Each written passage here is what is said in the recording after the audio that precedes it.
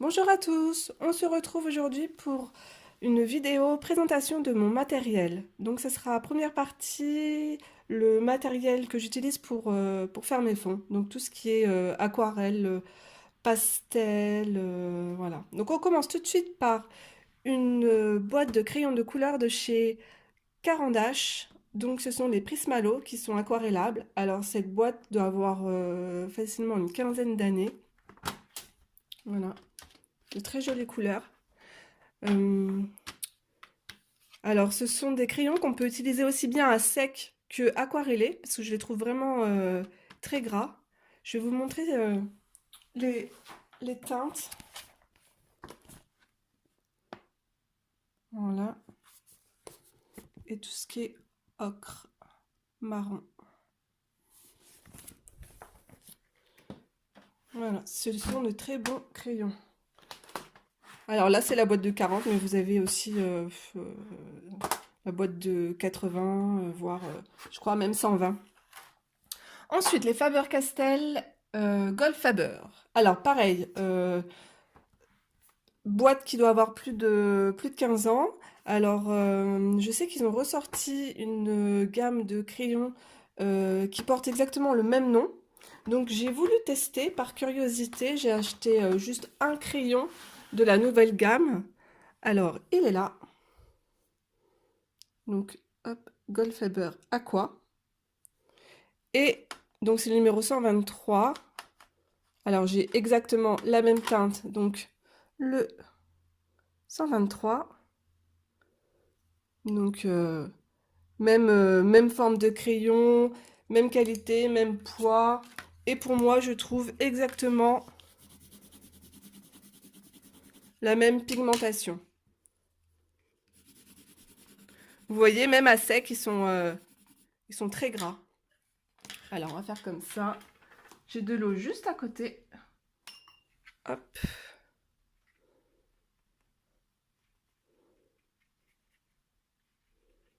Voilà. Ça, c'est pour l'ancienne version. Et la nouvelle...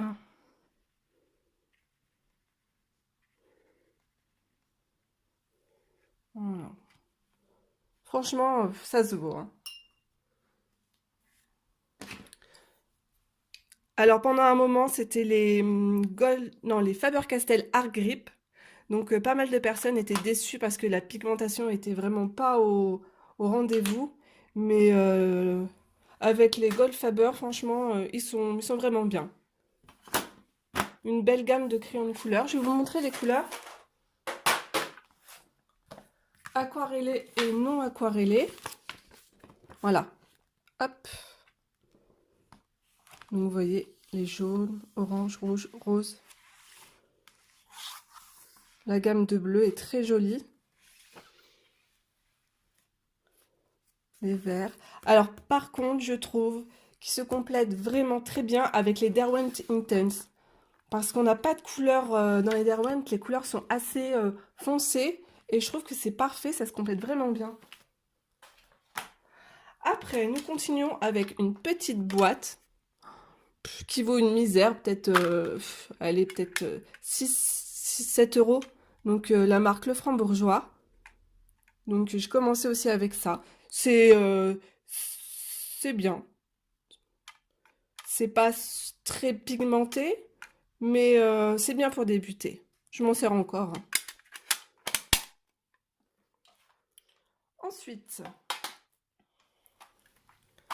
alors, ici, vous avez une boîte de néocolores. Mais en fait, ce ne sont pas des néocolores. Car j'ai commencé par une boîte de 30 néocolores.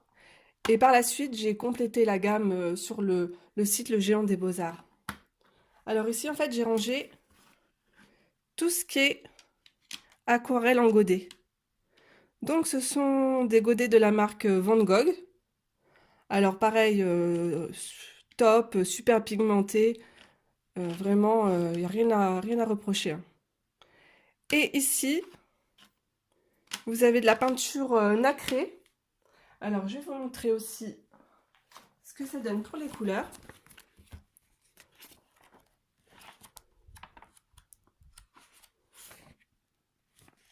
Alors, tout ce qui est couleur métallique, c'est tout ce que vous pouvez trouver en haut. Voilà, c'est vraiment très très clair. Je vais vous donner la marque de cette aquarelle. Et juste là, vous avez les couleurs de la palette Van Gogh. Voilà. Alors, cette peinture nacrée, elle s'appelle, c'est de la peinture nacrée de la marque Kisho. Je l'ai trouvée sur Amazon pour le prix de 15,63 €. Voilà. C'est très joli pour faire les effets des ailes. J'aime beaucoup. Alors, on continue avec, bah tiens, toujours dans du nacré. Alors, petite palette trouvée chez Action, assez sympathique. Pareil, pas cher, moins de 2 €. Je vais vous montrer les couleurs.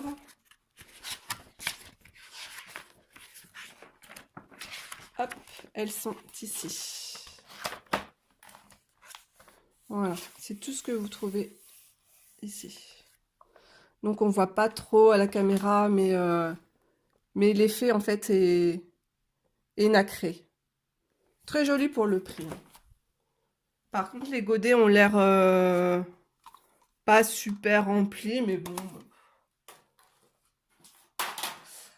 Après, bon, je vais vous montrer les Derwent Intense. Donc, j'ai la boîte de 72. Donc, ils sont super connus. Donc, voilà. Ils se présentent sur 2 racks. Alors, petit reproche par rapport à la marque Faber-Castell ou Caran d'Ache. Vous voyez la qualité? C'est tout mou, limite on a l'impression que ça va se déchirer le plastique. Donc voilà. Bon, les couleurs sont vraiment top, magnifiques, y a rien à redire. À part utiliser à sec, c'est pas top. Mais bon, à la base, c'est pas la première utilité non plus.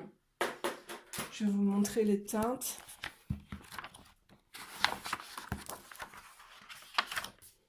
Non, ici. Voilà.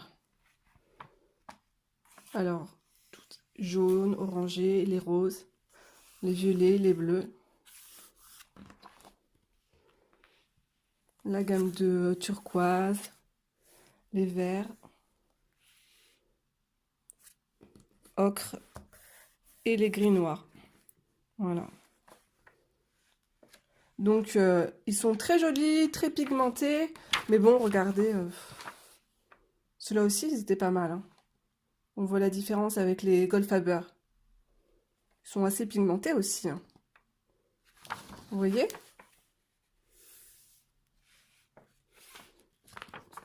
Ceux-là sont vraiment bien aussi, hein, les Goldfaber.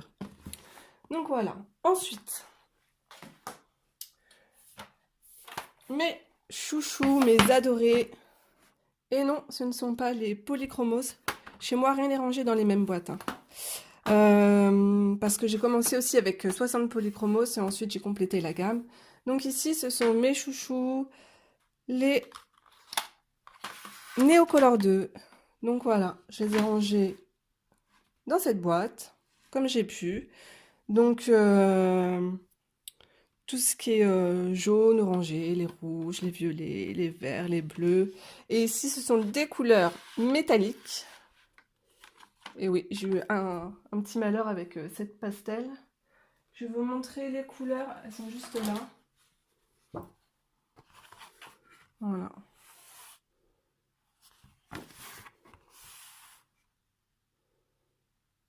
Donc ce sont des pastels grasses, aquarellées, qui se mélangent très très bien entre elles. Elles sont top. Alors pareil, j'ai commencé par une boîte de 30, donc que j'avais commandé sur Amazon. Et ensuite, j'ai complété à l'unité sur le site Le Géant des Beaux-Arts. Ensuite, alors, toujours de la peinture métallique. Donc cette palette est assez connue.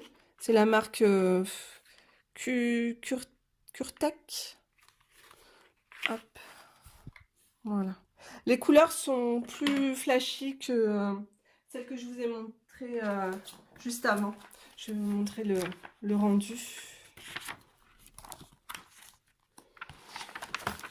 Ici. Vous voyez? Juste là. Voilà. Avant, les couleurs étaient vraiment beaucoup plus claires. Donc c'est sympa. Pareil, peinture toujours à aquareller.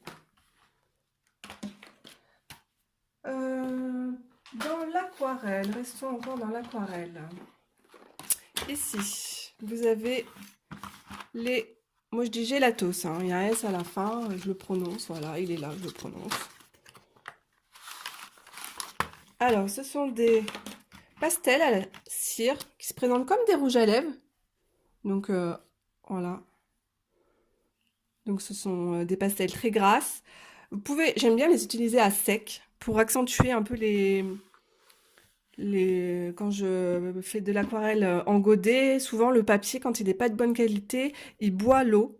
Donc la couleur est beaucoup plus fade et j'accentue en fait en passant de la craie tout simplement et en estampant avec le doigt. Voilà. Ensuite, vous pouvez les aquareller, mais directement sur la feuille, c'est pas recommandé, c'est pas top du tout.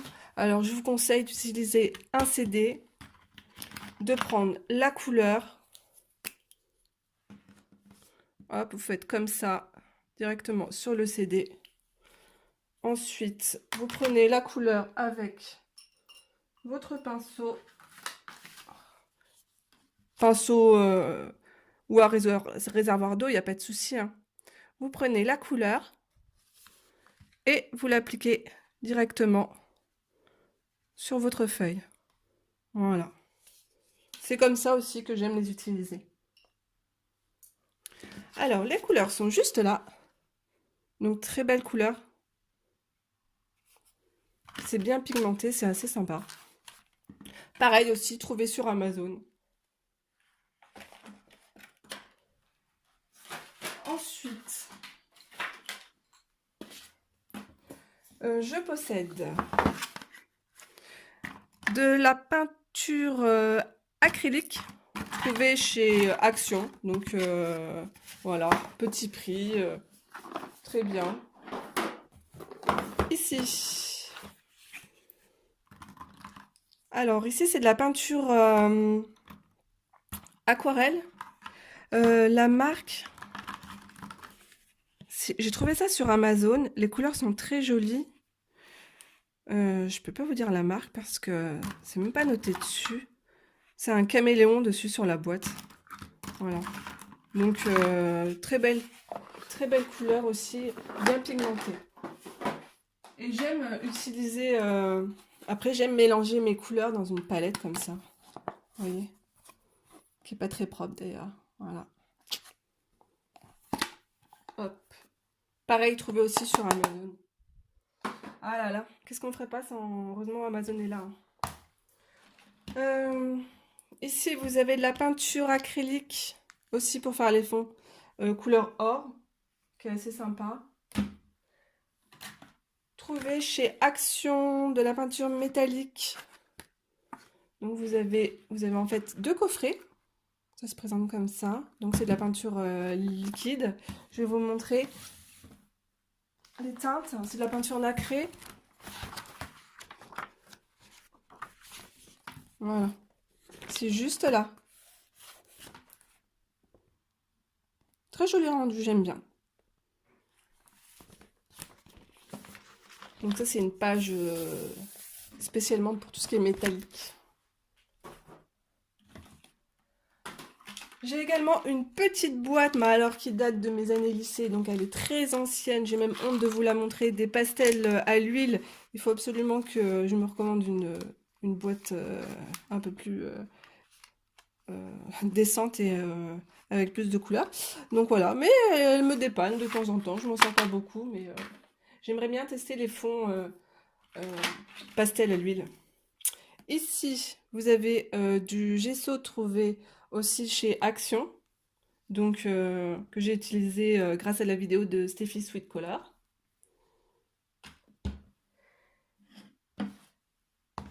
Alors là, par contre, nous sommes plus dans tout ce qui est aquarelle, les pastels, des pastels tendres.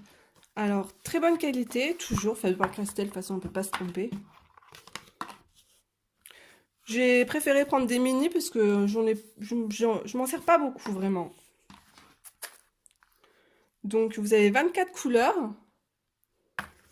Voilà, donc vous prenez le pastel et avec une lame de ciseau ou un cutter, vous grattez la pastel. Le pastel, on dit le pastel.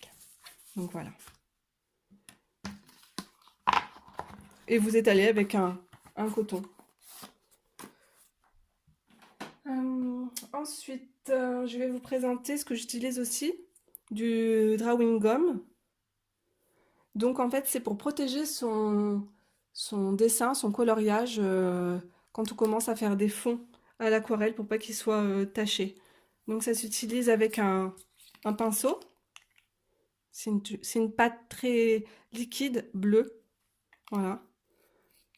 Donc on masque en fait son coloriage et ensuite on attend que ça sèche et à la fin bah, vous pouvez retirer le drawing gum. C'est une matière un peu élastique. Ici le Colorex que j'utilise souvent sur tous mes coloriages. Donc c'est de l'or pâle. Pareil, à utiliser aussi avec un pinceau. Voilà. Ici je vous présente de la poudre Brochot. Alors j'ai trouvé ça sur, pareil, sur Amazon. Donc j'ai 4 teintes. Je vais vous montrer ce que ça donne.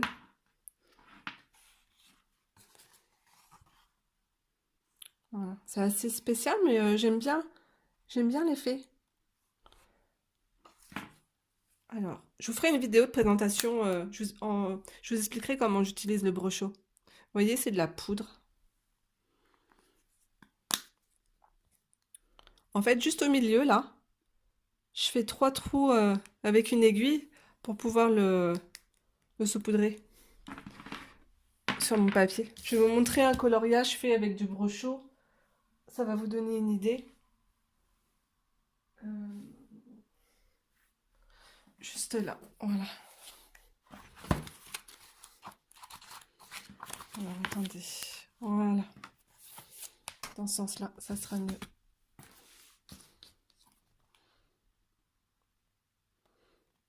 Alors là, il n'a pas été vraiment en fait travaillé. J'ai juste mouillé le papier et saupoudré un peu de Brochot. Et je vais vous montrer un autre coloriage où en fait j'en ai mis beaucoup plus. C'est dans le livre d'Anna Carlson. Ah voilà. Vous voyez? Donc là, j'en ai vraiment mis une bonne quantité. Et ensuite, je l'ai retravaillé avec mon pinceau et avec de l'eau. Voilà ce que ça peut donner. J'aime bien pour faire les fonds. Et les couleurs sont vraiment jolies. Je voulais aussi vous montrer mes pinceaux. Voilà. Donc, ces pinceaux-là, je les ai trouvés pareil aussi sur Amazon. Donc, en fait, je les ai pris parce que c'est la gamme 0 et encore, j'en ai encore un autre où l'embout brosse est vraiment beaucoup plus fin. Donc voilà.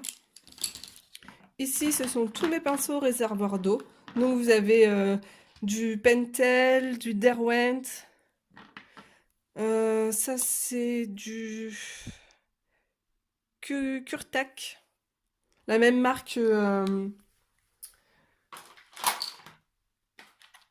que la peinture aquarelle. Et je voulais également vous montrer, et j'avais oublié de vous montrer mes derniers pinceaux, mes deux dernières acquisitions. Donc ce sont des pinceaux Lavis. Alors vous avez le 000 triple 0 de chez Winsor et Newton. Donc c'est du petit gris. Donc il garde vraiment très très bien l'eau. C'est c'est vraiment le top pour travailler l'aquarelle. Et celui-ci, c'est le numéro 2 de chez Lefranc Bourgeois. Et il est beaucoup plus gros et je m'en sers pour faire les fonds. Voilà. Ça, c'est vraiment le top des tops. Donc. Et voilà, c'est la fin de la première partie. Je vous fais plein de gros bisous. Je vous prépare la deuxième partie très vite. Ciao!